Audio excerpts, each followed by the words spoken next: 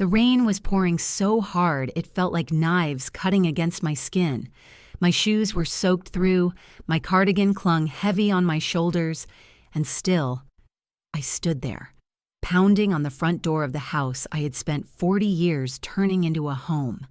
Through the glass pane, I saw my daughter's face.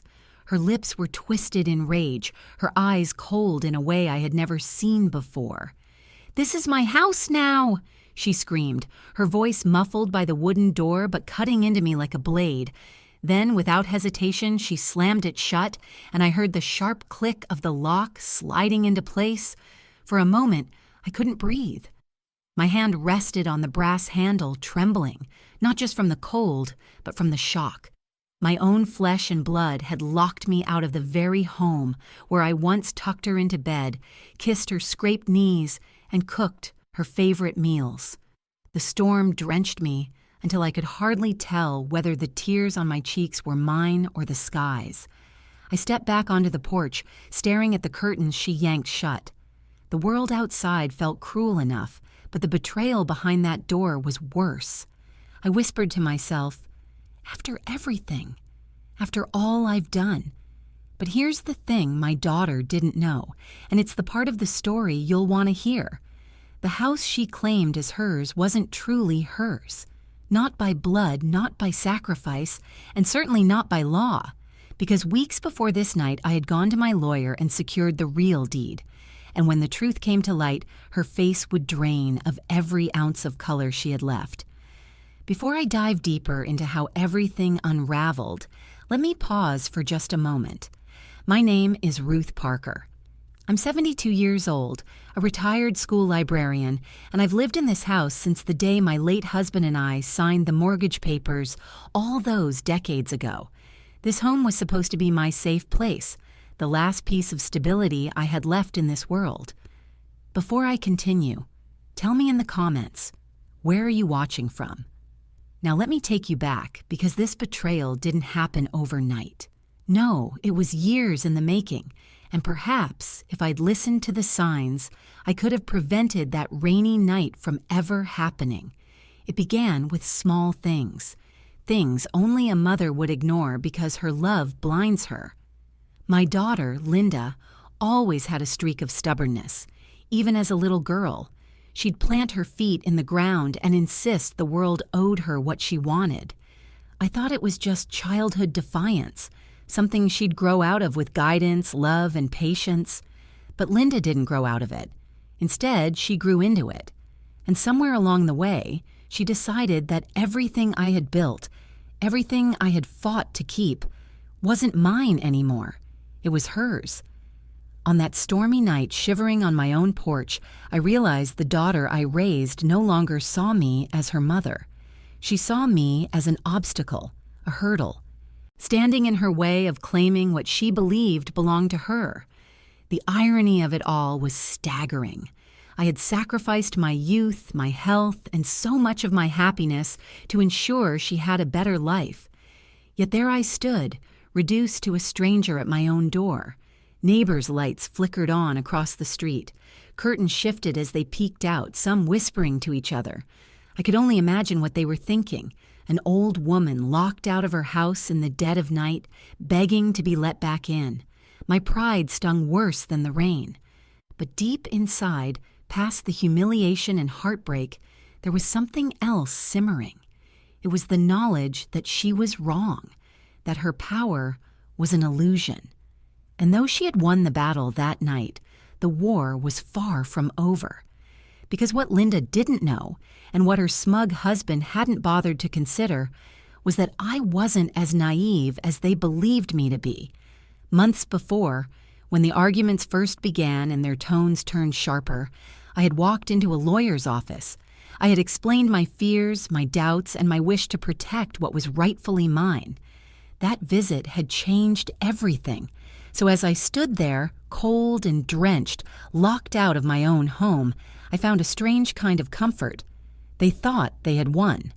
They thought they'd broken me. But the truth was coming. And when it arrived, it would leave my daughter speechless. And that is how the storm outside my home became nothing compared to the storm I was about to unleash inside it. I wasn't always the woman standing alone in the rain. No. Before that night, I was a mother who had poured her life into raising a child I thought would one day carry my legacy with pride. You see, my late husband, Thomas, and I bought that house when we were just 30.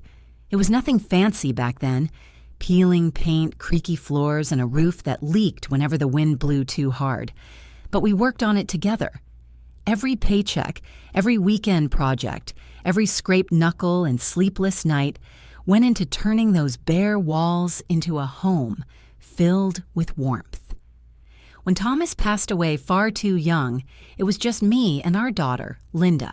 She was 16 then, angry at the world, angry at me, and angriest at the unfairness of losing her father. I tried to soften the blow, to be both mother and father at once, but I'll be honest, it nearly broke me. I took on double shifts at the library, tutoring children in the evenings just to keep the lights on. I learned to patch roofs, to fix leaky faucets, to stretch a meal for two into a meal for a week. I skipped new clothes, I skipped vacations, I skipped sleep, but what I never skipped was Linda's future. She wanted piano lessons? I found a way. She needed braces? I made payments month by month, hiding the bills so she wouldn't see the worry etched across my face.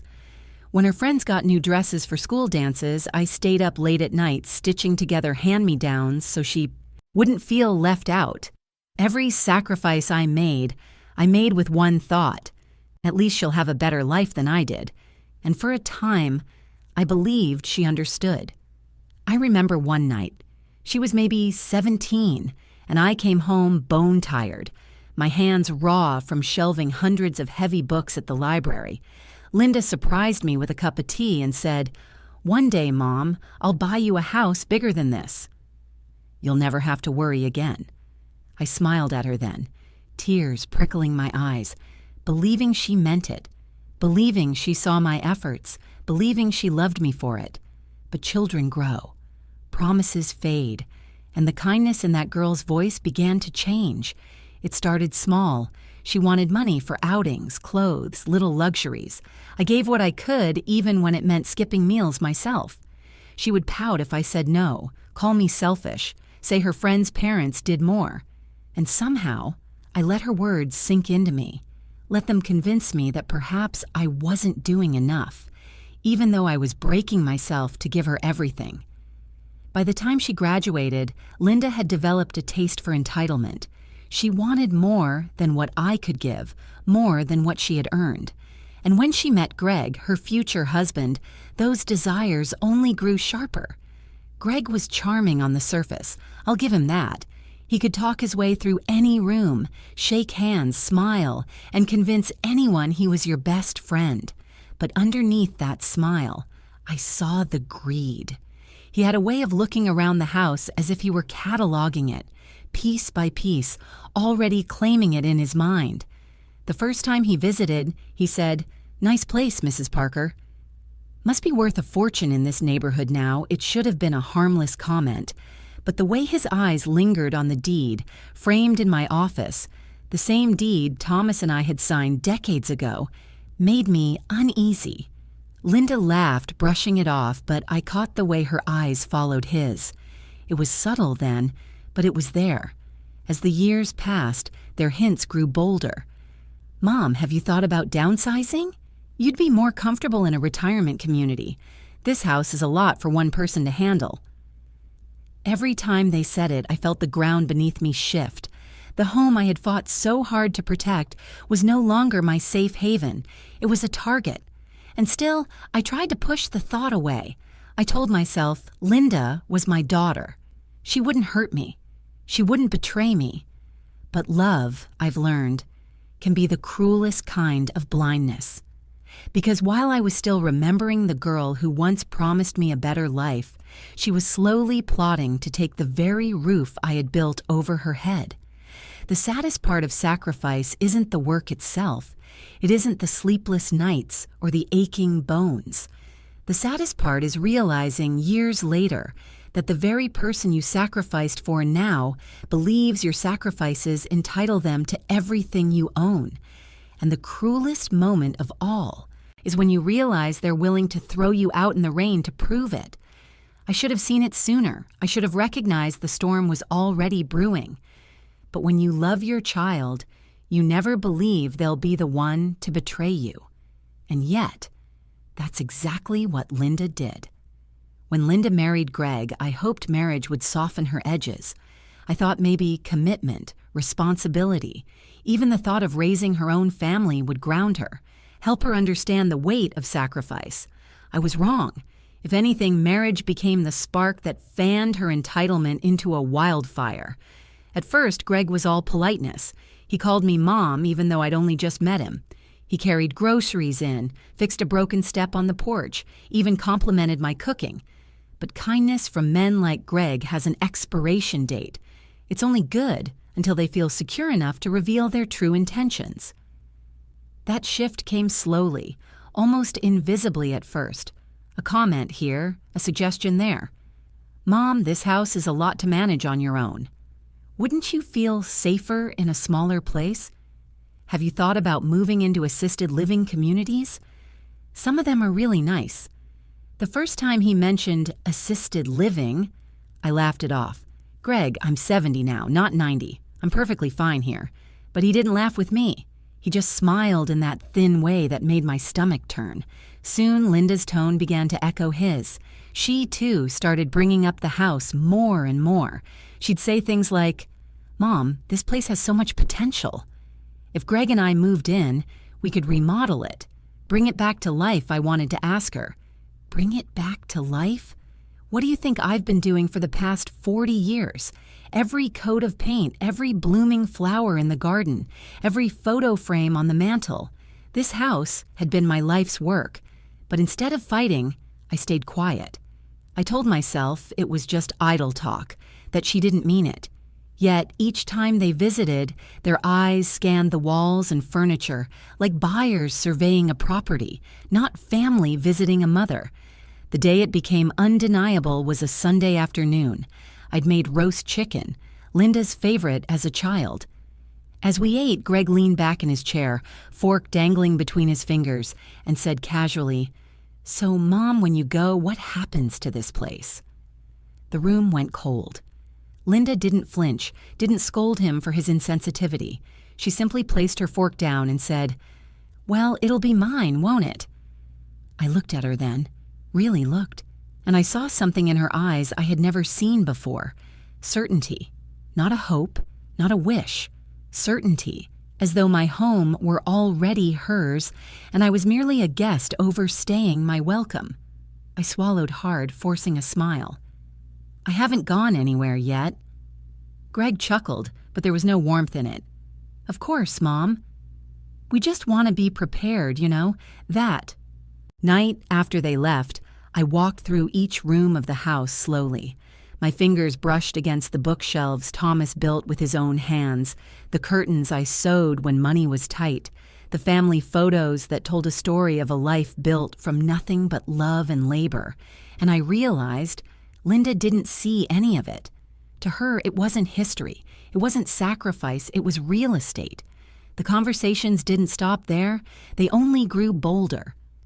Linda began to talk about what she'd change once it was hers. This wallpaper is outdated. I'd tear it down. That old oak tree should go. It blocks the light. This whole place could be worth double if we just remodeled. Every word was a knife twisting in me.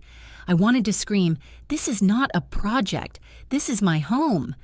But instead, I bit my tongue, afraid of driving her further away. Then came the suggestions. No, the pressures. Mom, you're not getting any younger. Maybe it's time to think practically. Wouldn't it be easier if you just signed the house over to me now? That way it's settled. I laughed nervously, pretending it was a joke.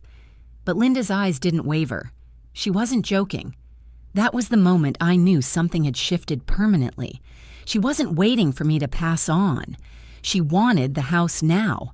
And worse, Greg was fueling the fire. I overheard him once on the phone speaking to someone about future property. His tone was smug, as if he already owned it. My stomach sank when I realized he was talking about my house. It hit me then. This wasn't just my daughter anymore.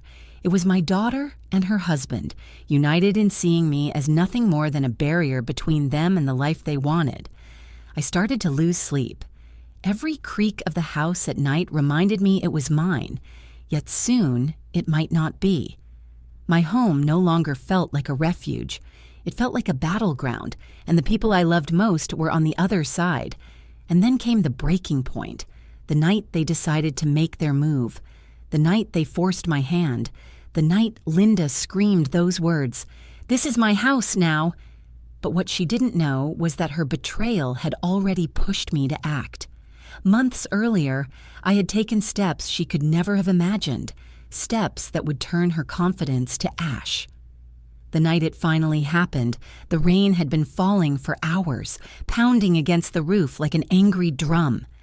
I'd been sitting in the living room, a cup of tea cooling untouched in my hands, when I heard the crunch of tires on the driveway. Linda's car. I thought maybe she had come to visit me, perhaps even to make peace after weeks of cold remarks and tense silences.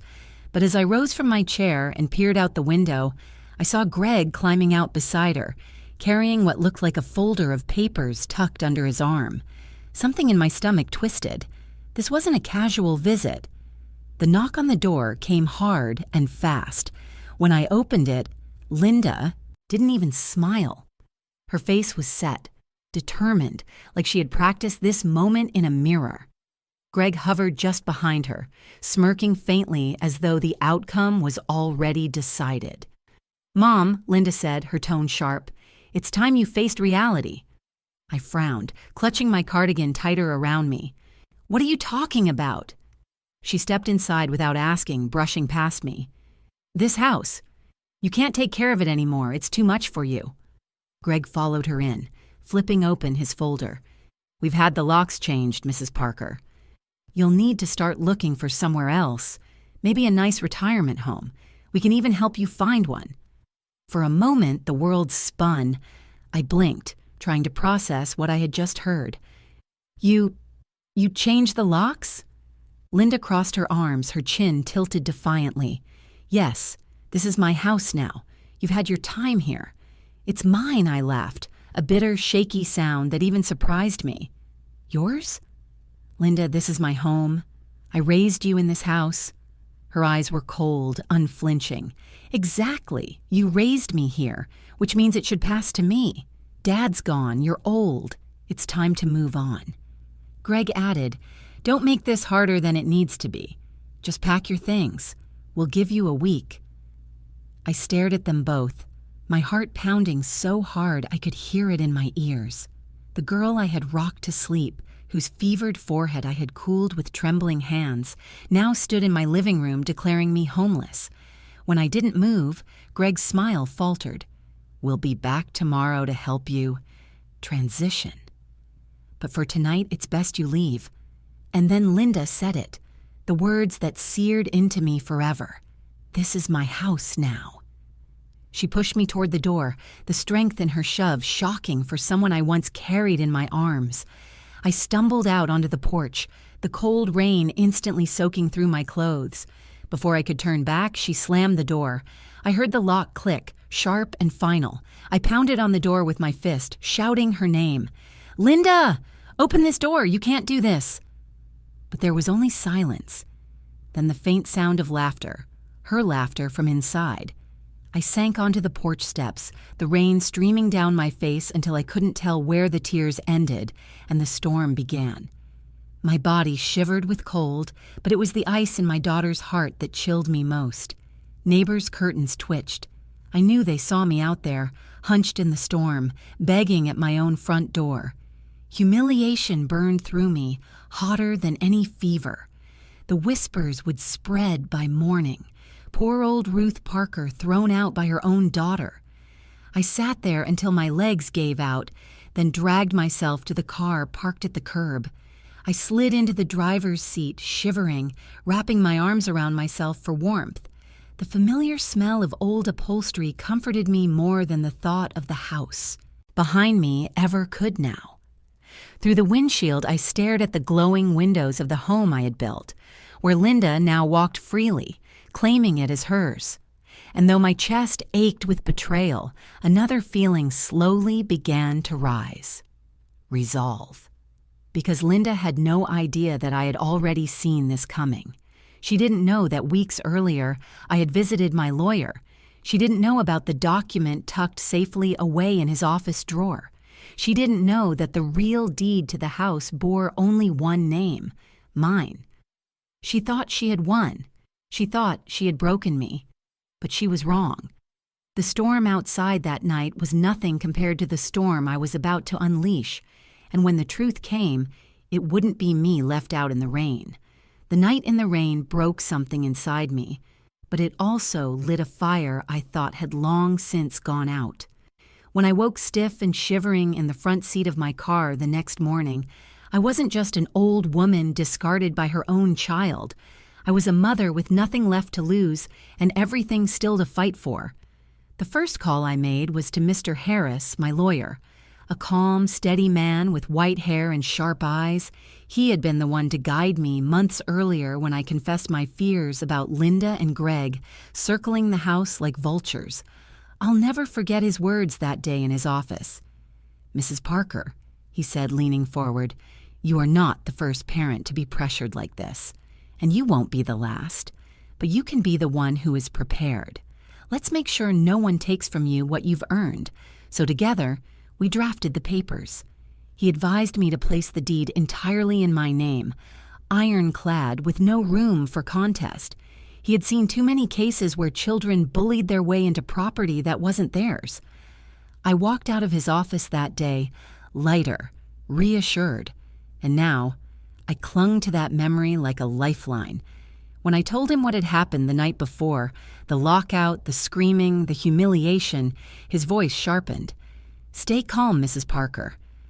I'll meet you at the house this afternoon. Let them think they've won for now," so I did. I waited. I watched the hours crawl by until at last, Mr. Harris's dark sedan pulled into my driveway.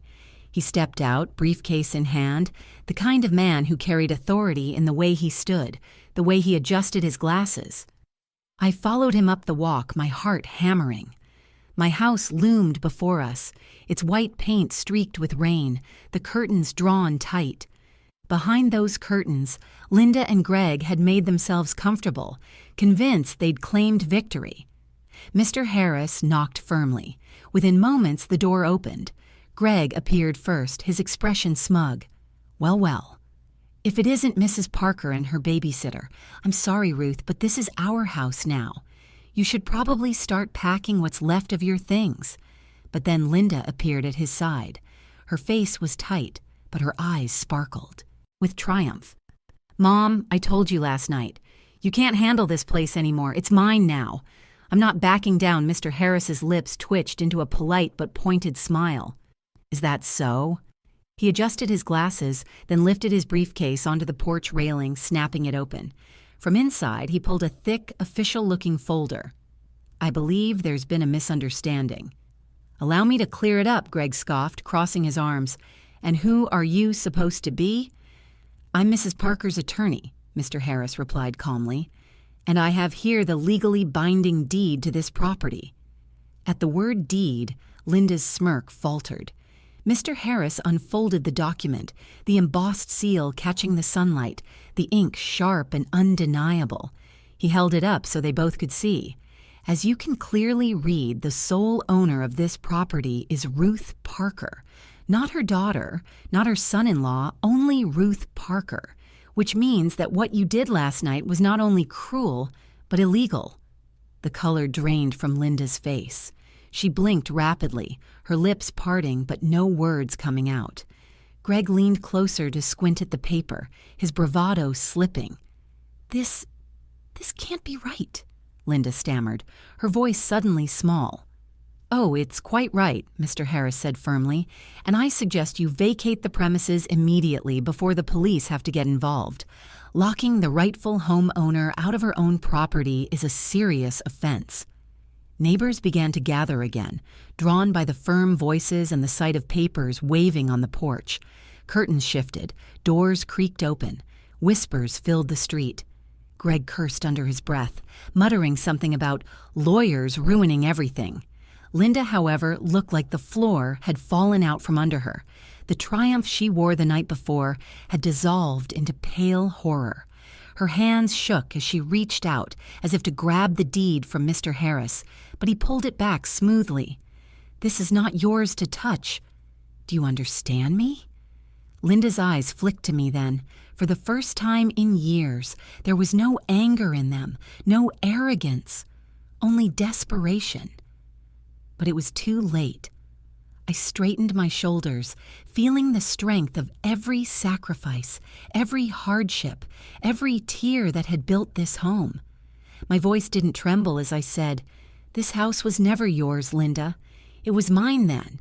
It's mine now, and it will be mine until the day I decide otherwise." Her mouth opened, closed, opened again, but no sound came out. And in that silence, in that moment of her pale, stunned face, I finally felt something I hadn't in a long, long time: vindication. For a long, breathless moment, the porch was silent except for the rustle of papers in Mr. Harris's hand and the rainwater still dripping from the gutters above. Linda's eyes darted between the deed, my face, and the small but growing crowd gathering on the sidewalk. The neighbors had seen. Me humiliated the night before. Now they were here to witness the tables turning. Her lips trembled, and then suddenly her voice cracked into a scream.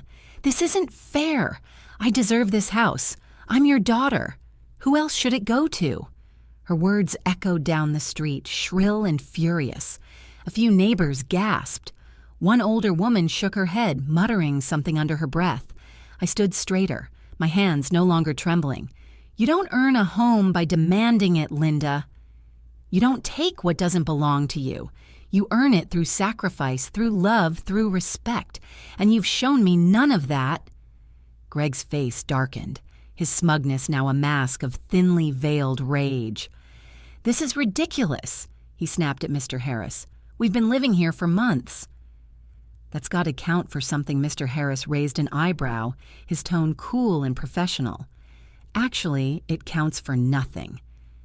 At best, you're guests. At worst, you're trespassers.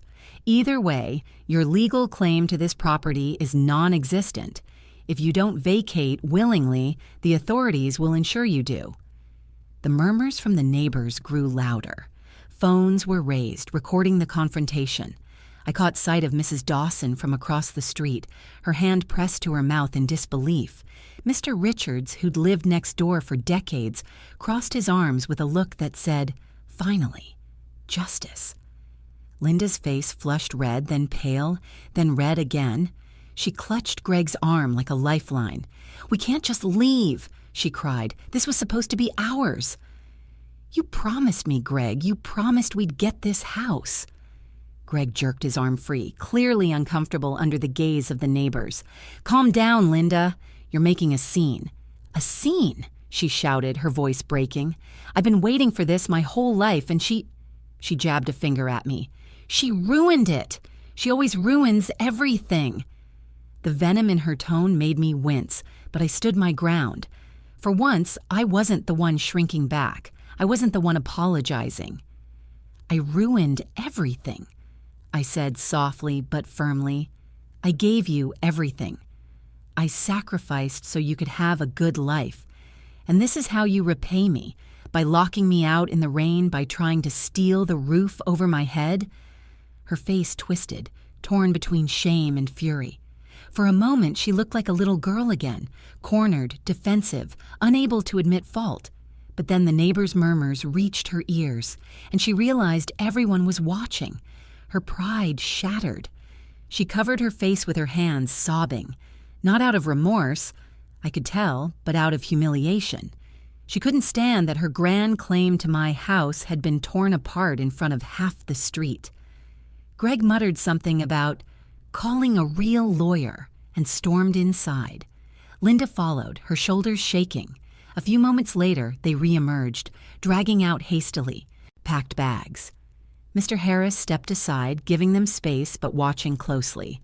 "I'll remind you both," he said crisply, "that any further attempt to harass or intimidate Mrs. Parker will result in immediate legal action. Consider this your warning." As they passed me, Linda paused. Her tear-streaked face met mine, and for the briefest second I thought I saw a flicker of regret. But then her jaw hardened, and she hissed, "You'll regret this." I didn't reply. I didn't need to. Because as she dragged her suitcase down the steps, past the stares of every neighbor, it was clear who had already lost. The moment the car pulled away, the tension on the street broke. Neighbors approached me, some clapping me gently on the shoulder, others murmuring words of support. "Good for you, Ruth. You did the right thing. Don't let them bully you again." I nodded, my throat tight with emotion. For once, I wasn't the subject of pity, but of respect. Mr. Harris placed a reassuring hand on my arm. "You're stronger than you realize, Mrs. Parker." You stood your ground. As the crowd slowly dispersed, I turned back to my house. My home. Its white siding gleamed damp in the afternoon light, the garden dripping with rain, the windows fogged from the storm. It had weathered so much, just like me. But though the house stood strong, my heart ached, because no victory in the world could erase the truth. I had just thrown out my only daughter, and I knew the hardest part was yet to come. That night, after the shouting, after the neighbors drifted back to their homes, and after Mr. Harris left with a firm handshake and a promise to keep watch over the deed, I sat alone in my living room. The house was quiet again, too quiet. The walls still held echoes of my daughter's screams, her words slicing deeper than any storm ever could. This is my house now. I walked slowly through each room, touching the things that carried stories only I remembered. The scratch on the banister from when Linda tripped, running down the stairs on her first day of high school. The dent in the kitchen table where Thomas had dropped a toolbox while laughing at his own clumsiness. The faded outline of a rug long since thrown out, where Linda had played with dolls while I read aloud from my library books. This house wasn't just wood and plaster. It was blood, sweat, sacrifice, memory, and Linda had treated it like a prize to be won in a contest she believed she deserved by default. But that night, as I stood in the center of the living room, I realized something with painful clarity. It wasn't just about the house. It was about respect, about dignity, about the line I had finally drawn. I sat down at my desk, pulled out a notebook, and began to write. I wrote about everything I had endured, the sacrifices I'd made, the humiliations I had swallowed, and the cruel truth that the daughter I once cradled in my arms had grown into someone I could no longer trust. And then I called Mr. Harris again the next morning. When he picked up, I didn't hesitate. "I want to change my will," I said firmly. "I want to make sure Linda and Greg never get this house. Not now, not ever." There was silence on the line for a beat, then his voice, steady as always. "I'll draw up the papers." It broke my heart to say the words, but it also brought a sense of relief. I had given Linda every chance to love me for who I was, not for what I owned, and she had shown me again and again where her loyalties lay. When I signed the new documents a week later, I felt like I was signing more than just legal papers. I was signing a declaration of independence from the chains of guilt that had bound me as a mother. I was acknowledging that sometimes love isn't enough to excuse betrayal. The house, along with the modest savings and pension I had, would now go to someone else. Not strangers exactly, but people who had shown me kindness when Linda had shown me cruelty. My neighbor, Mrs. Dawson, who brought me soup when I was sick. My church, which kept me company through long winters. A scholarship fund in Thomas's name for children who loved books as much as he once did. Linda had assumed blood alone gave her ownership, but love, sacrifice, and loyalty meant far more to me than blood ever could. Word spread quickly in the neighborhood about what had happened. Some pitied Linda, saying perhaps she was just misguided. But most shook their heads in disgust. They told me, "Ruth, you did the right thing. Family isn't about taking, it's about giving." And in those words, I found a strange comfort, because though I had lost my daughter to greed, I hadn't lost everything. I still had a home, I still had my dignity, and I still had the power to decide who deserved the fruits of my labor. Weeks passed, and I didn't hear from Linda.